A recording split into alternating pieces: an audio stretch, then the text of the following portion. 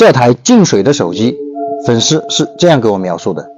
前2天手机掉水里去了，第2天咵嚓一下就开不了机了，当天都还能用，现在白苹果了。从这里可以看出，咱这位客户也是个牛逼人物，这进水了居然还敢坚持继续用。他说白苹果，但是我拿到手的时候屏幕是不亮的。我们来看一下这台机器究竟是哪点问题。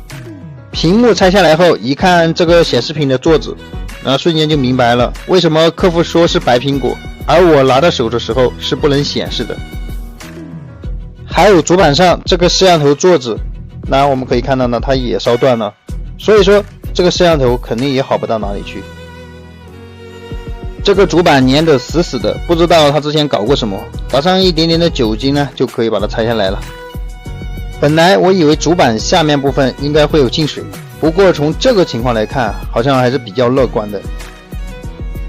先来处理这个显示屏，可以看到这上面有角位已经腐蚀，并且有的角位已经烧断了。我们先把它刮出来，给它镀点锡，然后再进行飞线。我用的是万能的210烙铁，这个尖头拿来处理座子这些再好不过了，一点就上去，而且还不容易把排线烫鼓爆，非常的 nice。显示屏的角位处理好了，我们扣上主板2进行开机，可以看到屏幕已经亮起来了，说明我们的线路确实是飞好了的。只是屏幕上有条线，不过还好不影响使用，也算是给它节约了一笔。接下来处理这个摄像头座子，细数一下，这是第5条线我们来看一下这条线它是干什么作用的。打开图纸找到对应的线路，可以看到它是一个摄像头的 1.8 伏供电。摄像头座子烧黑了，仔细一看，下面这个座子好像也烧黑了。先拆掉摄像头座子，再拆掉下面这个烧黑的座子，把烧黑的线路先用刀片刮一下，然后再用烙铁给它镀一点锡，打上一点点的焊油，先安装上面这个，再安装下面这个，稍微清洗一下。我们来测量一下这2个烧黑的线路，它现在的组织是否都是正常的。继续，我们把摄像头拆下来，摄像头上面也有线路腐蚀了，目前不知道这个摄像头是好是坏，先把这些腐蚀的点刮出来试一下吧。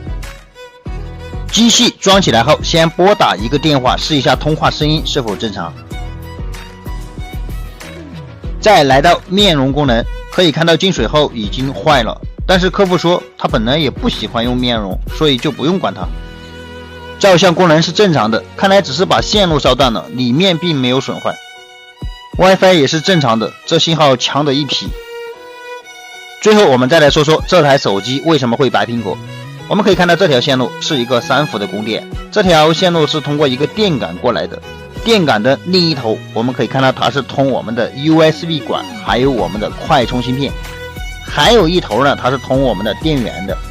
那这条线路如果是出现了短路后，它就容易白苹果。所以说进水的手机白苹果的话，你们可以先查一下这条线路哦。